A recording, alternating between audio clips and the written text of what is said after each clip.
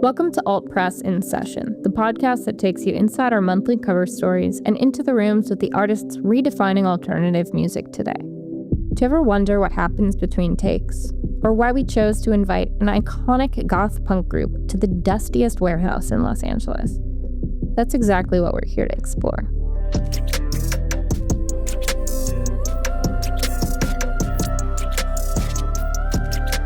This episode centers on our August cover star, AFI, and the band's forthcoming album, Silver Bleeds the Black Sun. In our exclusive interview, the iconic frontman, Davey Havok, debuted a new look that's since sent shockwaves through the internet, and more importantly, dug deep into the album's haunting intent, which Davey describes as a struggle to reconcile existence in a godless dystopia that lacks sanctuary, mystique, reason, and a chance of survival.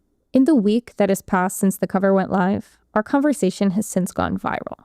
Fans dissecting every quote, sharing their relationship with AFI's music, and even creating a wave of fan art that includes an oddly charming collection of illustrations reimagining Davey as a Muppet. On the day of our shoot and interview, as some readers noticed, I was a bit nervous. AFI has been my favorite band as long as I can remember. But there was a moment that washed almost all of that away. I'd been forced to put my phone on the aux cord, which was running through a playlist while lighting was being adjusted.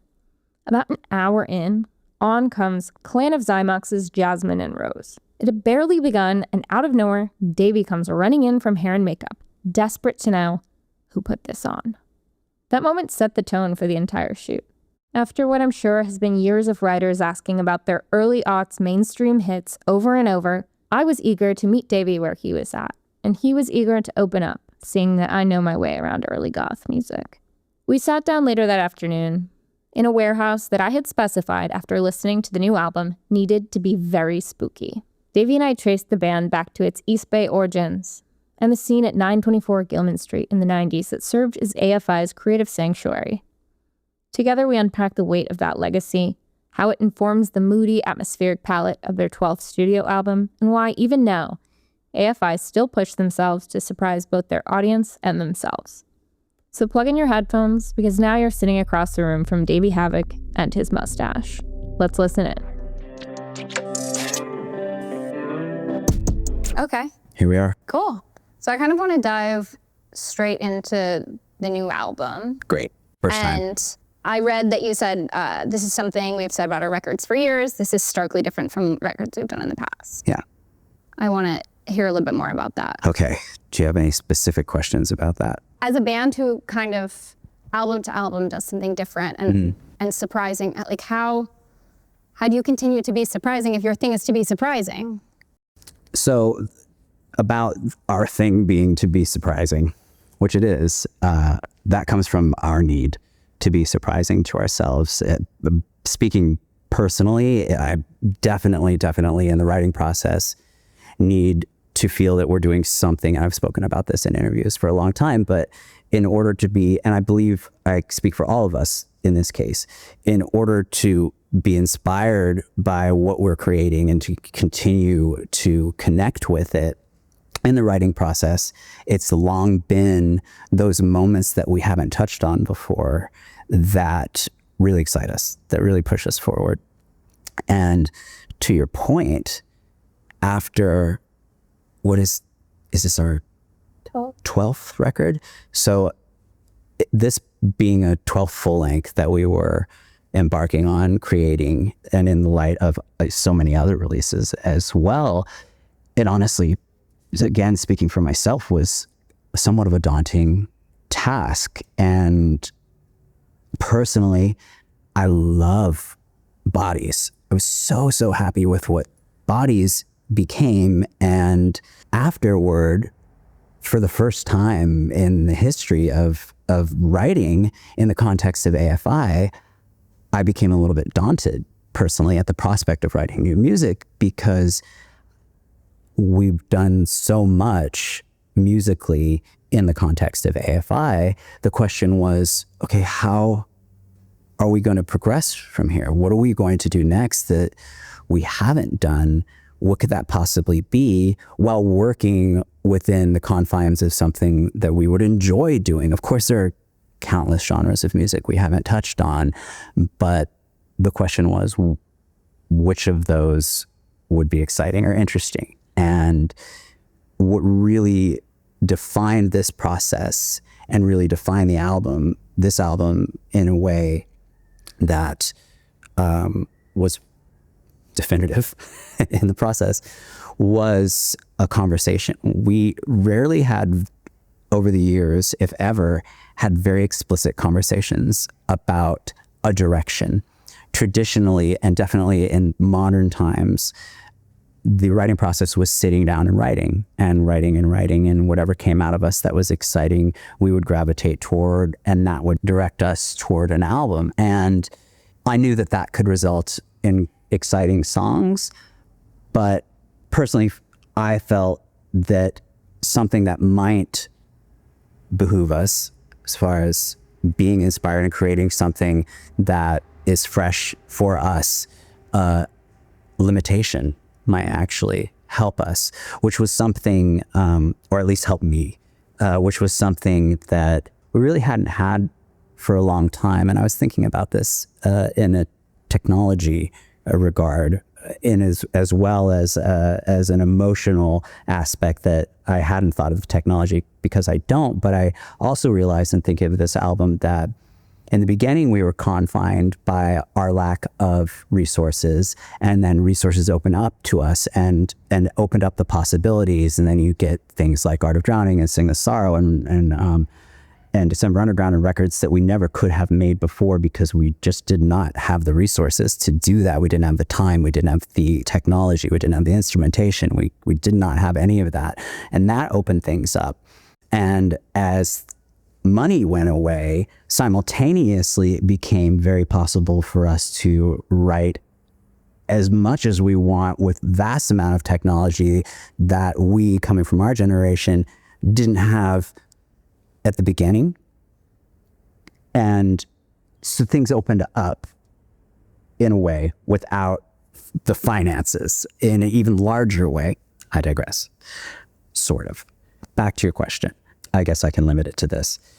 We had meetings and we talked about creating a record with a singular mood, which is something that we've never articulated before, trying an attempt to create a record with a singular mood. If you look at the AFI records from the past, you can find records with singular mood, but that mood is angst, aggression, which is adjacent to angst. And they were without a conversation. But as we grew and we got out of simply aggressive music, we left that. And upon leaving that, our records had all sorts of different moods within them. And I thought, if we had a conversation about creating a record, an attempt to create a record with one mood, it could result in something like Silver Bleeds the Black Sun, which it did. So the writing process, I guess this is very loquacious, the writing process was very different in that we were very clear about where we wanted to stay. And it did grow, and it did weave from the initial conversation into what we have now. And it is not truly a singular mood, the entire record, but it's close to it. It's closer to it, I feel, than any of our more recent records. Is that the answer? That was an amazing answer. It was long. No, but it was, there's a lot to think about. There's a lot to think about. Well, it's interesting because you say singular mood, and then I'm thinking about your other records, and immediately I'm like, no, they all have singular moods. Well, do they? But then because you say anger. I would love to hear, okay. And angst, and I'm thinking about this like therapy thing where it's like the tip of the iceberg. Mm-hmm. There's anger, and then underneath the water, there's all of the other things. Correct. So as a puerile child, we were at the tip of the iceberg. Mm-hmm. So there's a lot of growth. Deeper and deeper and deeper. We're old. There's been a lot of growth for a long time. But like internal growth and... Sure, you can't help it. Well, one would hope. Yeah. Well, I guess you can help it. Yeah. One can help it. But when you say mood too, like there's the more literal definition of like emotional state. Mm. But in terms of having a conversation about how an album and its like sonic landscape is going to be, how would you define mood? So it's wonderful that you'd say that, because when I was presenting this concept and the band was talking about it, which honestly has been imparted upon me by my really good friend RJ, who comes from the hardcore scene, who used to tour with AFI and has the first vegan coffee shop in the nation up in Oakland. He kept saying, I want you to make your mood record. I want you to make your mood record. And I'm like, I don't know if we're ever going to be doing it. If we can do it, if we as a band can do that, because we always go off on tangents. He's been saying that to me for years, and I thought it was a great idea. When I presented it, I meant to say moody, a record that is exclusively moody, and I said mood. And I gave references, different bands, records, songs, and we started there, and it went somewhere else pretty quickly, but somewhere adjacent. You've heard the record. Yeah, it's great. So to be clear, the first conversations in the meeting were pornography, Heaven Up Here, Swamp Thing. I think Red Lorry was addressed. Yes, John McCleoch, and yes, Creatures, and Lorry is, I hear Lorry, but that dreamy post-punk, that dreaminess isn't really there. It's there a little bit, maybe in Void Word. I'm probably more familiar than the record with the record you are, but maybe not. We'll see. And as we began, it almost immediately turned from there to something more tense, something more, slightly more aggressive. Ironically, being that aggression is what we said. Well, maybe not ironically. There you go. We just discovered something. Well, it's interesting. We went back to the one mood, but it's not. It's not an aggressive. It's definitely not. It's not an aggressive record. There's so many facets to it. There's aggressive themes. But it is interesting though, because then there's also the question of like, if you're a band or an artist and every piece of work is really different, then like what's the through line? And coming back to aggression, but you're coming back to it in a different place in your life. You're coming back to it with a different backdrop. Absolutely. Another question I have about the mood thing though too is like getting 4 people on the same page of a singular mood. Yeah. Musicians at that. Yeah. Yeah. Seems intense. It does and it wasn't, which was great, which made the writing process so prolific as it has been in the past. And, we always write far more songs than one ever hears on the record. And that was the case this time. But because there was communication about it, there was an explicit agreement on which way to go, which in the case of us, we all come from the same place. If we can use the term punk in any of its fundamental definitions, it's where we all come from. And thereby we have a lot of the same influences, and we're all fans of music. So when having that conversation, the references weren't difficult to agree upon. None of it was difficult to agree upon. It was just a suggestion that we thought we'd try. And I thought, and immediately, it was immediately clear that it was artistically successful when we started writing, because songs were just pouring out, and Jade would come with just gorgeous musical ideas, just perfect as he always does. And it was just so fun. It was very, very fun, which, that's wild. To go from a place of, I don't know what this is going to be. How are we going to do something exciting for us? And it was immediately exciting. So exciting. Behind the Clock, which may be my favorite AFI song. I'm pretty certain it's my favorite AFI song.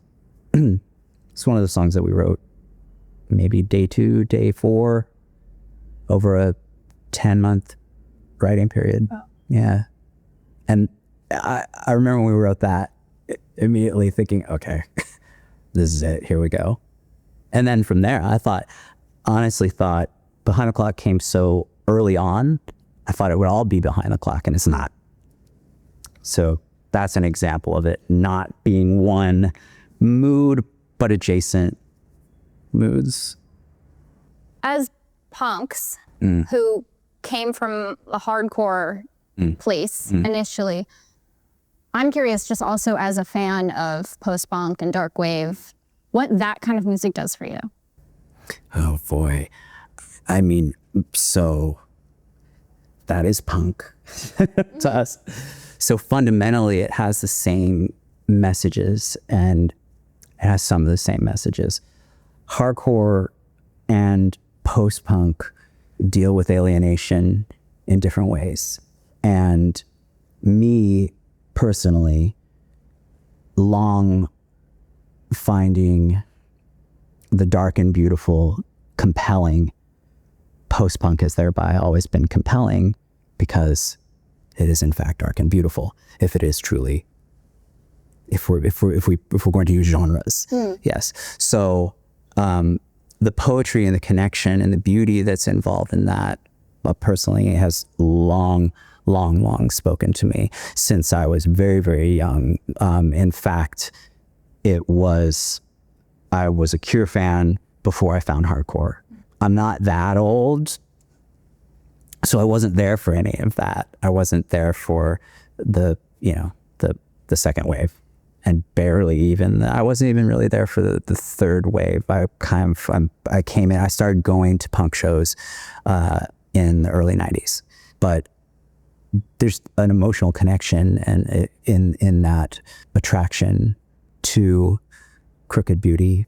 Yeah. I mean, I also think that it's like a space, right? If we're avoiding genre, talking about genre, whatever. We must. Yeah. I suppose. I don't believe in it, but I'm going to use it for this conversation. Communication, It's, for me, it's always been like a melancholic narrative, which is something I'm always drawn to, that you can dance to. And that's also like cathartic. And I mean, I've always found that in your music as well. Oh my God. Well, that's such a compliment. Thank you. It's really special. And I think that also has so much to do with mood. Absolutely. Well, there's all sorts of moods. There definitely are. I mean, mood, your mood affects everything. And our music, the music that we love the most releases endorphins in our body. And for certain reasons, certain people, different music will or won't cause that hit. Has to do with our childhood, most certainly. Doesn't it all? Also, to like break down the musical elements on the new album and talk about the process with that too. I'll try to keep up. Just a singer. Well, also, okay, first of all, then talk about your vocals. Your vocals on this are really special. Thank you. When we were writing and working to do something unique within the general frame that we had created for ourselves, which, broke and cragged, but then, reformed and stayed in a similar world, I knew that there was a vocal that was appropriate to that and a vocal that wasn't appropriate to that. So a lot of the things that I was doing was a conscious effort. A lot of it was a response to the sound, but the sound was something that we had already curated, if only intellectually, that would push toward the vocal that you're going to hear. So on this record, that baritone that you hear is something that traditionally in the frame of AFI is not something you hear very frequently. I definitely hit the lowest notes I've ever hit in AFI on this record, if not the lowest notes I've ever hit on recording, most certainly. That was part of the directive, at least internally for me. And also I thought about what have I not done? I have not done that. And I realized that in looking at, analyzing my writing to an extent of the past, which is something I would never have done otherwise. Like, what do I do? What is it that I do? What is it that I don't do? Repetition. Actually, Ramones X, we were talking about Ramones X earlier, and doing the cover band and listening to Ramones songs in different ways than I had in the past, like actively listening to them to rehearse them. I was even more impressed with the Ramones, and repetition Ramones are repetition. Repetition was very impressive to me that the Ramones were able to create such music with such repetition that I would argue is profound. And repetition is something that I lyrically don't traditionally do and melodically don't traditionally do. So there was a conscious effort from me to try to repeat. There was a conversation about space. There was an attempt to create more space, which is something that, again, you're going to hear me as much as I can. As you, I'm trying to fill every bit of space historically with some sort of fucking vocal. And space is very important. And I wanted to try to pull out some. That was something that was actually consciously attempted and I believe achieved, as well as elements of spoken word, Sprechensong, if not spoken word, both of those. So again, there was a consciousness to it that really distinguished the writing process from the past, and a pointedness to it and a directive. And I think also distinguishes gets that sound. That's where the very distinctive sound of this record came from. So yeah, vocally it's quite different, and it's very much in my vocal strength, which is really exciting for me to be when a song sits where I am able to sing it best. It also makes me deliver it better. Yeah. I mean, listening to it the first time, it wasn't what I was expecting, obviously, because I hadn't, which was... What did you expect, if I may? I don't mean to corner you. No. I also, like, Nick Darrell, who's during your publicity, was like, oh, he said something about post-punk. But I also, I loved Bodies, too. Thank you. I loved it. Thank you. That means a lot. And I've learned at this point, listening to my whole life, I don't go in with expectations. Thanks. First of all.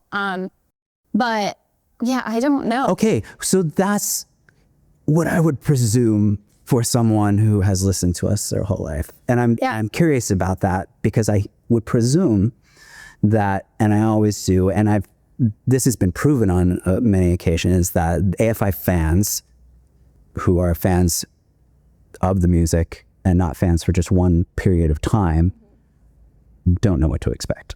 Yeah. Every time. I also, kind of, I read your Substack. I kind of know. You read my Substack? I love your Substack. First of all, you're such a good writer. But. Go on. No, thank you. Thank you very much. I don't, that means a lot. Thank you. But I'm okay. It's very theatrical, but not even in I don't know how to articulate it, but it's kind of what you were saying about leaving space. The vocals feel theatrical in that they're you're delivering lines. It's really interesting and it feels very poetic. With the space, it frames the sentiment more, the written sentiment more, the language, the lyric. Everything is very intentional, and that's something that I see as a through line with AFI. Thank you. The intentionality. This even more so than before. Yeah, I mean, even more so than before as a whole. Certainly everything we do is intentional. Thank you. I wouldn't want to say that we were, just fast and loose with writing the records before. Every song that we work on is we're very focused on it. But the threads were woven more delicately this time. And lyrically, I'm also curious what went into that. There's a lot of interesting references. You have some Lynchian references. True. There's a lot. Jean Duval. There's Jean Duval. There's a lot. For Behind the Clock, the Lynch reference is very clear. Actually, I've written something you'll read about, but I'll reference that. I had a very poignant moment personally in my life where I recognized parallel in my life trajectory with multiple Lynch characters, which I couldn't have recognized in my lifespan, as I've been a Lynch fan since I was very, very young. And it really made me contemplate the question of, as one of the poetic greats has said, who made who? AC/DC. My first record, by the way, not who made who. My first record was Back in Black, but it's a classic question. Is the art a mirror? Does the art connect to me because I'm fundamentally these human beings? Not terribly flattering in the case of these Lynch characters. How did this happen? Yeah. So getting inspiration from film, yes, absolutely. Film, literature, but also the current upside down state of modern existence, as a human in this really fucked up dystopia that I never could have foreseen. So there's very universal elements of that in a lot of the songs, and trying to cope with this just nightmare world that we live in. And in addition, very personal artistic inspirations and references in the context of that, where you're seeing inspiration from, as you pointed out, Baudelaire to David Lynch to Sartre, which of course. And now that I'm saying this out loud, it's the same shit. I'm realizing like, oh my gosh, these are the same references that I've had, since I discovered those artists decades ago. Like I actually had this epiphany. There's some mysticism references and imagery. One of the songs, Void Word, I believe, that I realized I was referencing similar beings to songs to beings that were referenced in Art of Drowning songs. How boring. Oh, new, huh? But yes, literature, art, but again, in the context of now, in which now, what the fuck happened? And I'm not speaking simply politically, but social politics. And to me, I'm really pummeled by the deconstruction of art culture and, the deconstruction of sanctuaries and the deconstruction of communities by way of dilution, which is of course, let's say the internet word, which is the internet and which is social media. And, we've seen this coming for a long time, but we didn't know what form it would take. And it's sad to see sanctuaries fall apart. Are you a spiritual person? No. It depends on how you define it. The cross is upside down. It depends on how you define spirituality. What do you mean by that? Well, I guess. Do I have a spirit in me that will turn into a ghost when you smack me around for tearing up during the interview? That wasn't the question. What is the question? I guess it's how you define it. If you say, yes, I am, then in what definition? Okay, well, then I say, no, I'm not. Okay. Then I say, no, I'm not. I think that's a slippery slope to start talking about spirituality, because I think it's very difficult for the average person anyone to define spirituality, but the immediate thought goes to some sort of concept of a higher power, organized religion, which I do not believe in a higher power that is some sort of mystic creature. I believe art is the higher power, and that is mysticism, which is fundamentally mundane.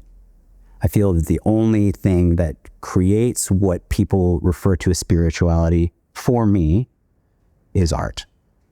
That when we transcend the terrain, we're looking at human-made objects. So no, I'm not spiritual. I don't disagree with you about the art. Oh, well, thanks. Yeah. How could you? I mean, you're doing this job. What would you say your first transcendent experience with art was? Oh, wow. The Muppets? Who knows? So many, but we have to go back there. I can picture my, I reacted to music. I think we as humans really react to music immediately at a young age. I've seen this with my friends' children. They play them songs and they dance, so we have some sort of fundamental connection with the beat and with music and with sound, and of course part of our senses. But I used to bounce on my bed to my mother's, is this Upside Down, Boy to Me? Is that, forgive me. Who is that? Is that Ronstadt? Is that Linda Ronstadt? So we're talking about that, like the disco era and AC/DC. I was 5 when I got the AC/DC record, but also I'm reacting to, the Muppets, which is art.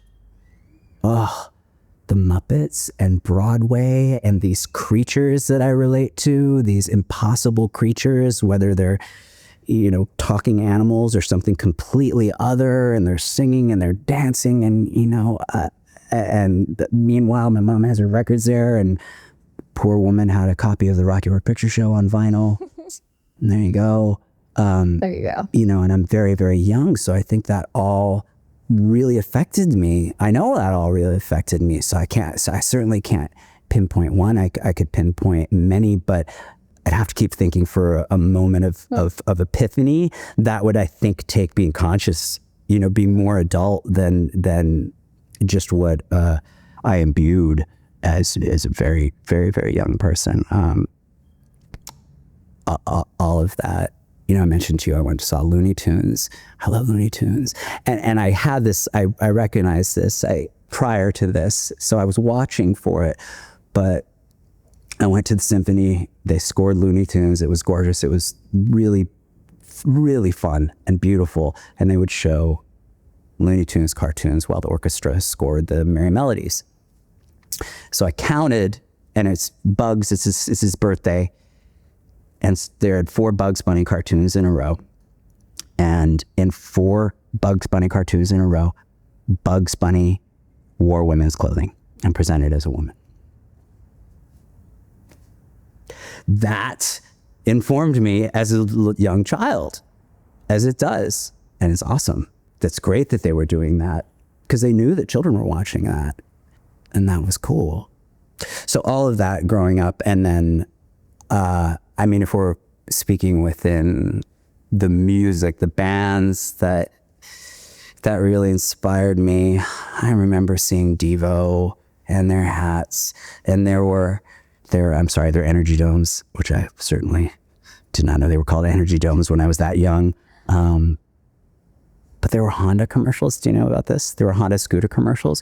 So those bands were like wildly popular. If they weren't wildly popular in America, someone my age would not have found them. It was so mainstream.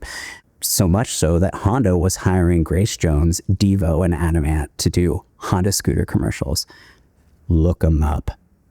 That informed me. You see these people and they're beautiful and they're other, and you're a kid and you think that is Sig Sputnik. I remember looking at the cassette at Tower Records in Sacramento where I lived and thinking, wow. And again, little did I understand that it was performance art and commentary and Warhol with a rock and roll guitar and space age technology.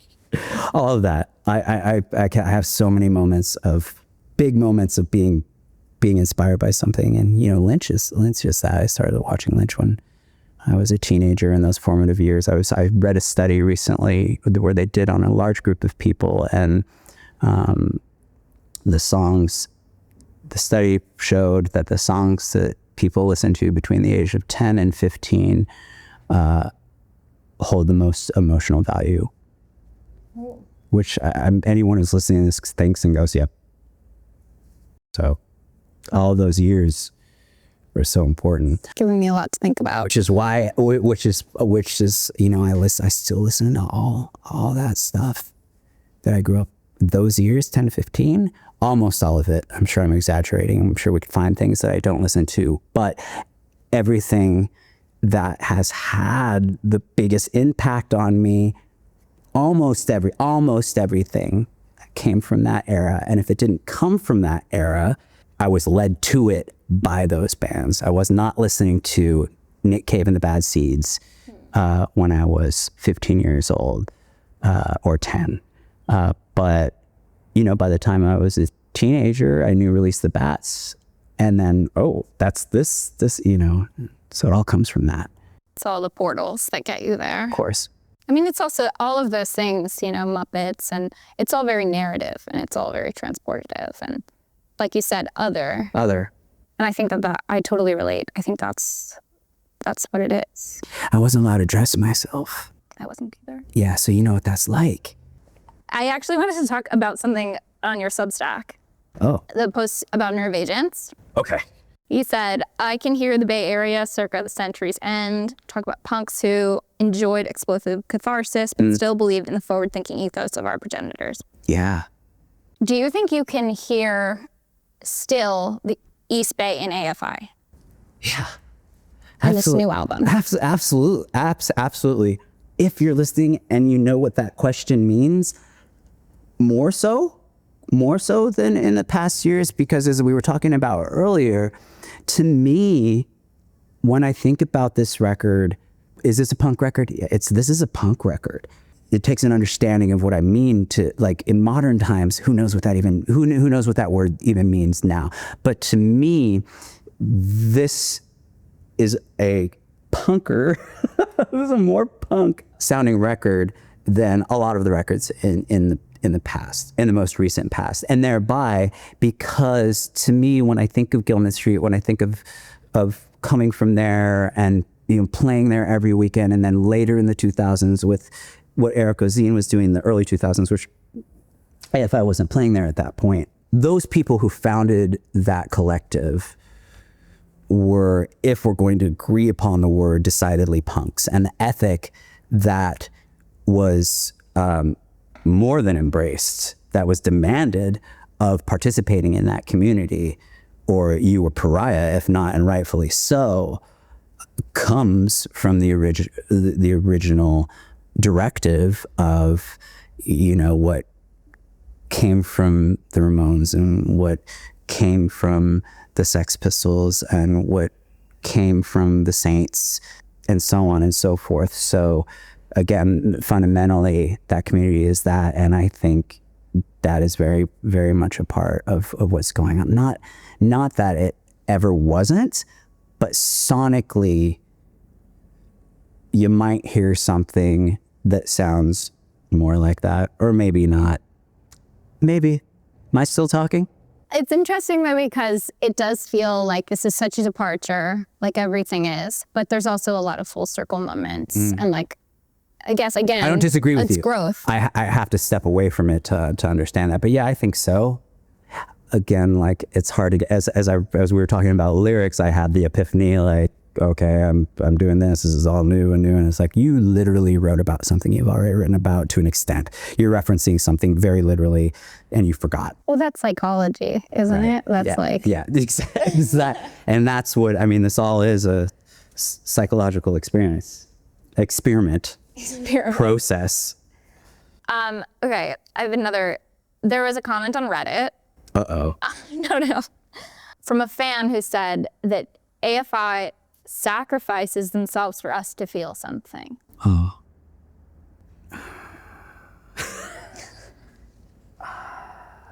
That's kind. I think that's very, very kind. That's a very, very, very kind way of framing it. I think you'd have to talk to each of us. Yeah. To see a reaction. Personally, I'm so happy that anybody feels anything from what we create, because I have to do this. I have to do it in some form. And that is my hope. That is my hope, that there is, and it has always been, that there is some connection to feel something. And if someone's getting that from what I do, they're giving me the gift, sacrifice or not. One might point to my life and say, look at all that you've sacrificed. Well, I didn't want it. If it's not a sacrifice, if you don't want it, certain things that are, general precepts of normal Western behavior might be perceived as a sacrifice. And I'm just I'm grateful for that take. It's very kind, and thank you for feeling something, and thank you for listening to it and taking the time to connect to it, because that's not a lot. Not everyone listens to music that way. A lot of people are passive listeners. In fact, probably the majority of music consumption is done by passive listeners, probably, if we're going to work in numbers. Yeah. People who don't even listen to words.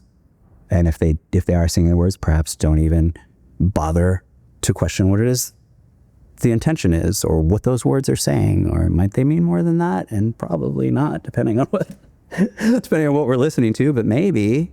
So, not much. Some, my body, I've beaten myself up pretty badly.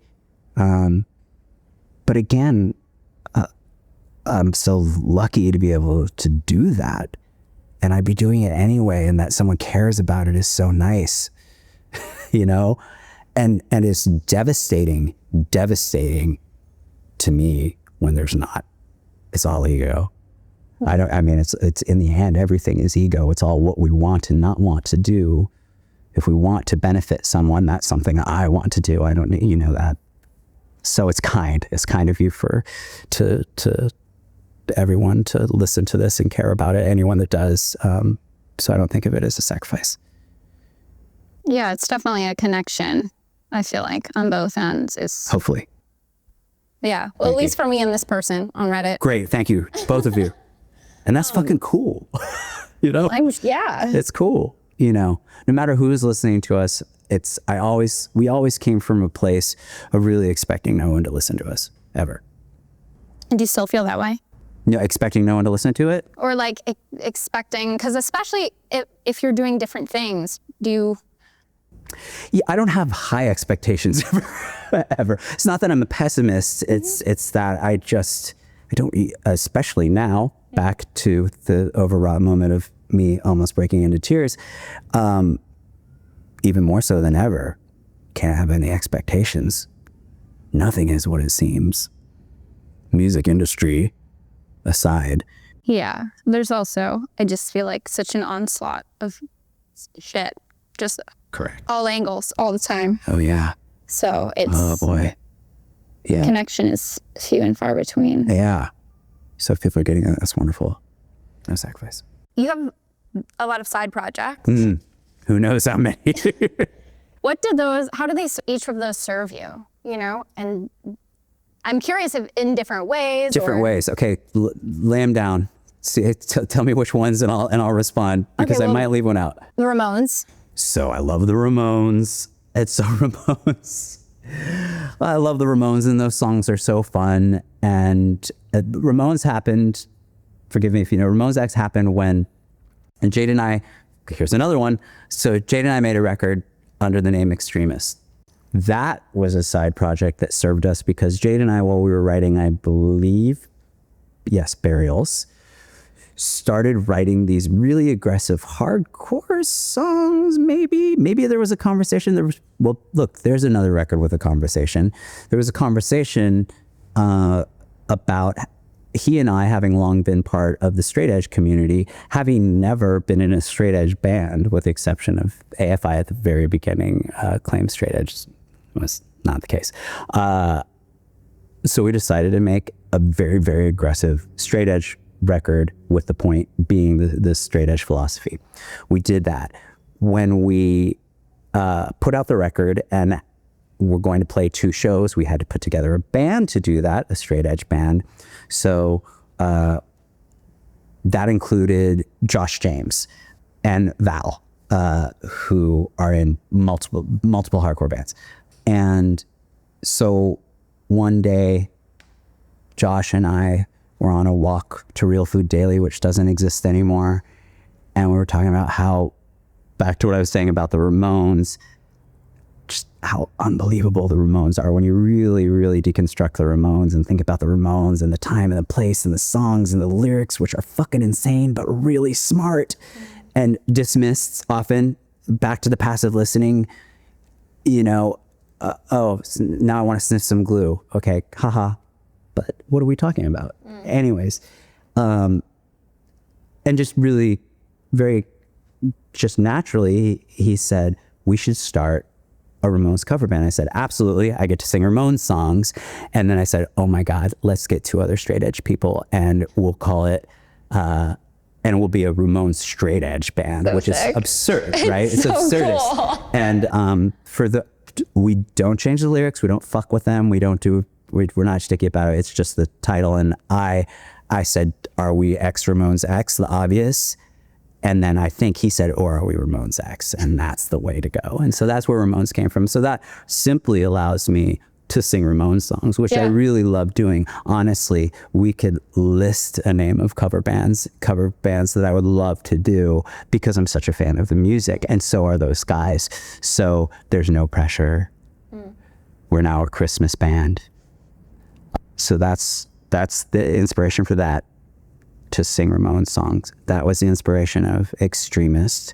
Black Audio was very much, Jade and I were long fans of electronica and industrial. And at the time that Black Audio formed, which my friend then, Sean, who was an experimental electronic musician who passed away, he was going to teach me how to do that.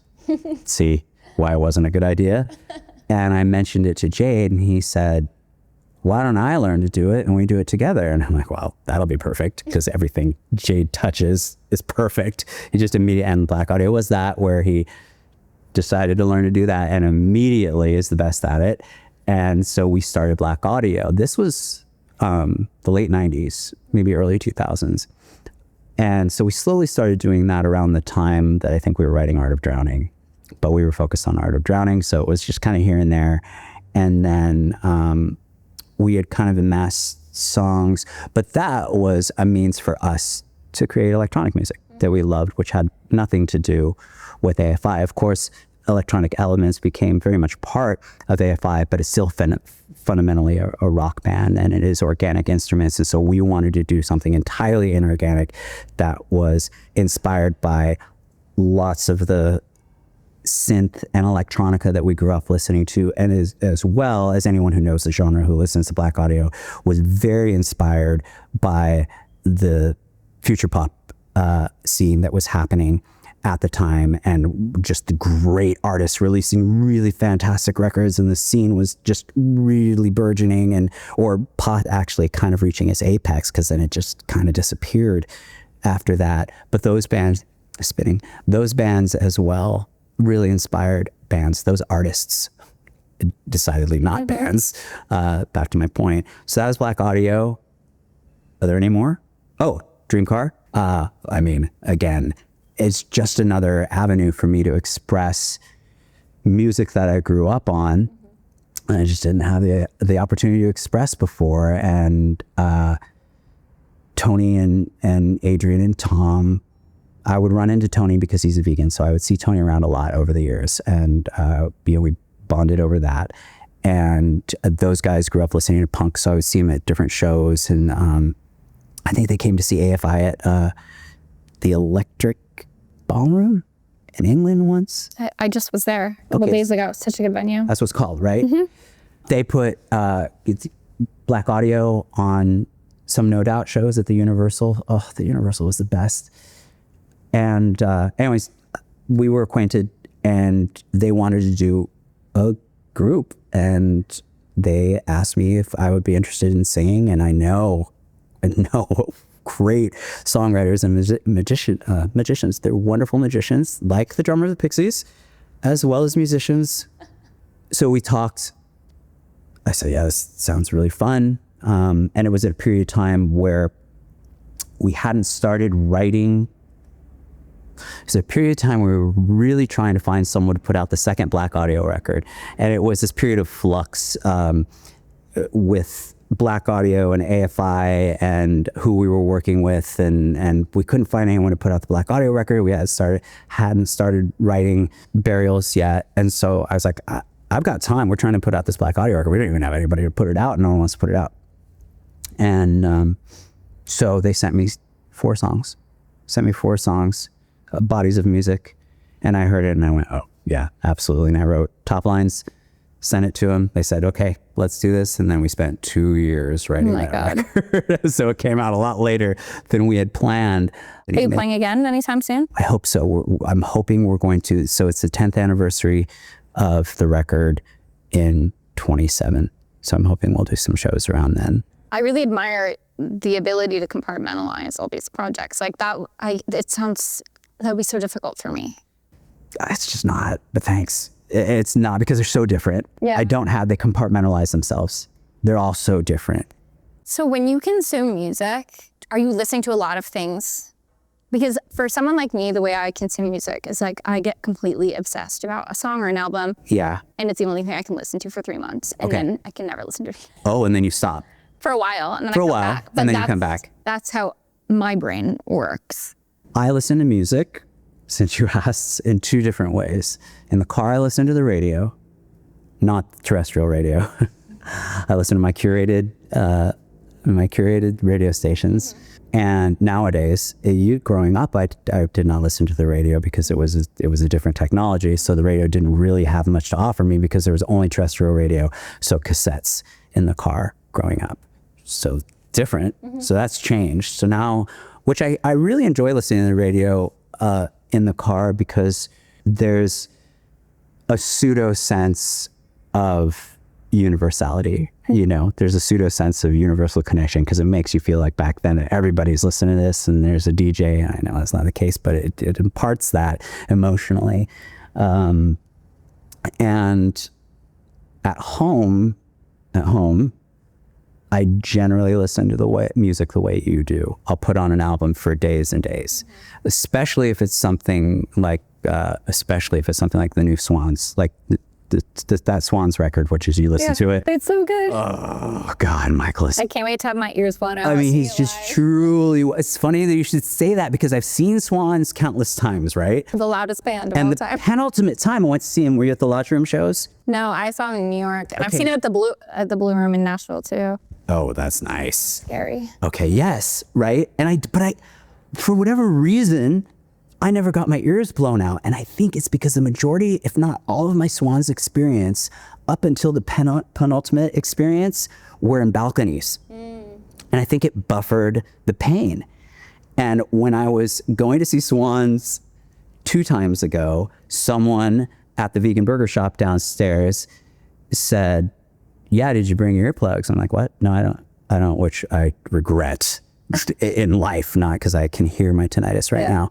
And they're like, yeah, Swans. I'm like, okay, damaged, you know. Painful. You know, so the next time I went, I brought my like very extreme in-ear custom cut to, and painful, which is really cool. Yeah. But yeah, so something like that, definitely I'm listening to it on rotation, very much focused because it's as much poetry as it is music and ritual and transcendence and just a great record.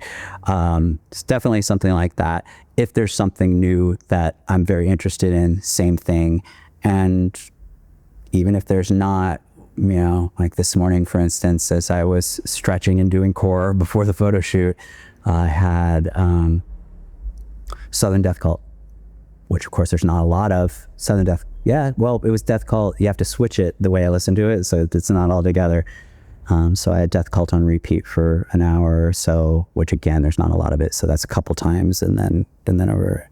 And then, yeah, same, like, you know, yesterday, I think I had, Love Secret Domain just on repeat all day and night. So yeah, similar. That's how I listen to music. Yeah. What new music are you listening to? Do you know Sleek Teeth? Sleek Teeth is a LA melodic, industrial, synth pop. Okay, I'm there. It's kind of, speaking of Blanc Mall, it's got a little Blanc Mall, it's got a little Nicer Ebb, more melody than Nicer Ebb and good hooks. Okay. I saw their first show at Bunker and it was really great. And they don't have a record. I hope they have a record soon. They just released a song that's really great. So I've been listening to them a lot. I really like the new Pixel Grip, especially the opening track. I imagine you're a fan. Or, Yeah, you know, I am. Yeah. Crow's Feast. I like that. What other? I mean, LA has a lot of great younger, newer artists. I love Ricky. I love, of course, Drab Majesty.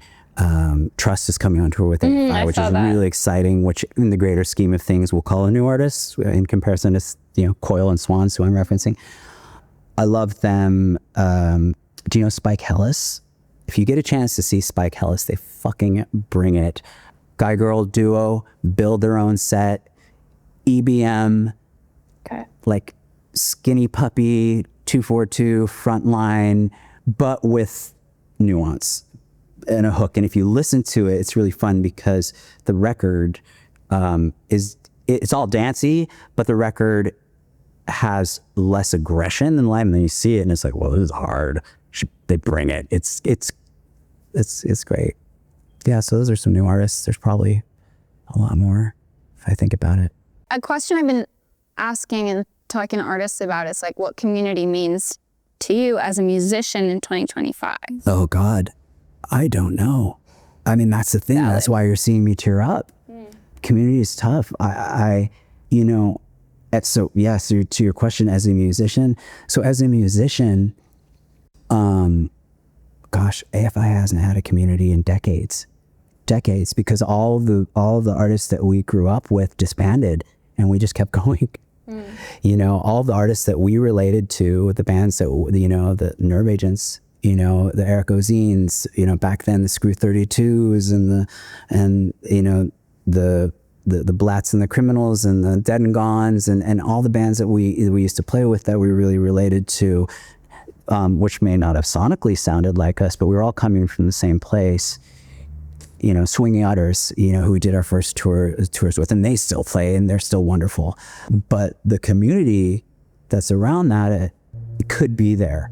It could be there, but we're not a part of it by just way of generation. I know that there, I see it.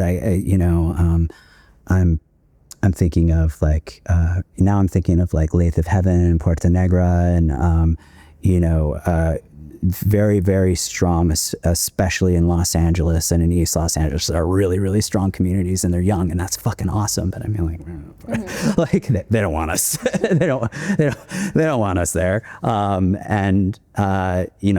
That's not where we're from. So, but as far as the community goes, like I said, for long, we didn't have, truly since I think the last time there was really any sort of semblance of the last part of a community that we were truly part of was that Nerve Agents era, and us touring with like F- and then just culture just changed so much, and then we had a couple of years of mainstream recognition, and we're over here doing that with absolutely no music that we can relate to, especially when they put us on festivals on the night where there was no music we can relate to, as opposed to the night. It would always be 2 nights.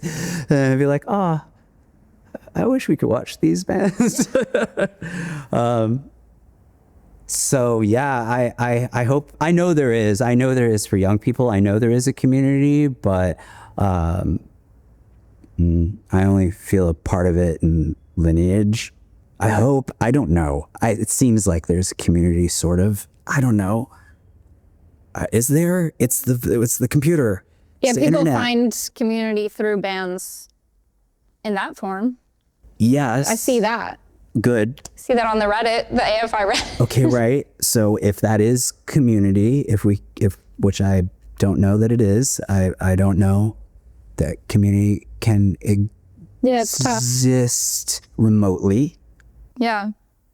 I mean, it exists during a live show. I see that. Then yes, absolutely. So yes, if it translates to that, then it can. I mean, I think that's the thing that makes me tear up is when I'm at a show, even if it's a band I don't like, even if it's a band I don't know, like when I see people all singing together the same, the lyrics. That's it. That's what it's all about. Well, I mean, that's it. That's everything. That's everything. That's why AFI still exists. Exactly what you're talking about, because we broke up, we played the reunion show. Suddenly there were people singing along. This is 1993. We broke up for 6 months. And it was the first time people were singing along, and it was so moving. And then the owner of the club at the Phoenix, Lenny, and the guys from Dead and Gone sat me down on the couch when the dressing rooms or the settling rooms were downstairs and said, "Fuck you if you break up this band." And I went upstairs. I'm like, "Guys, Dead and Gone and Blaney said this, and we got to do it. Let's quit everything and just do the band." And the band at the time said, "Yep," because we came off of that connection, and that's what we had been working for 2 years. We've been striving for that for 2 years, which is funny. I obviously I'm being sarcastic, but now 2 years is, I mean, people will go 2 months and then boom. Well, I guess, I mean, I think maybe in starting to wrap things up, like I also am just curious of any band that stayed together and seems to work well together, of like, what is the secret? It's coming from the same place. Yeah, and we know each other so well, but I think it's that, you know, the newest member, Jade, is the newest member, but he's been in the band for 27 years. Brand new. Math. At least 27 years, and then Hunter 28.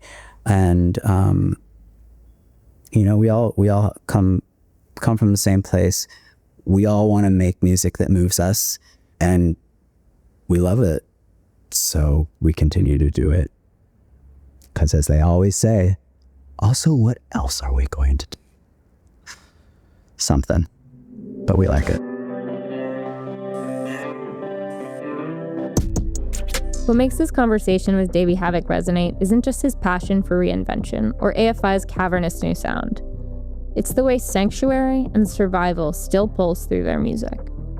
Even decades deep, they write from a place that refuses comfort, embracing the dark beauty of what lies beyond it. And maybe, apart from the mustache, that's why the interview caught fire.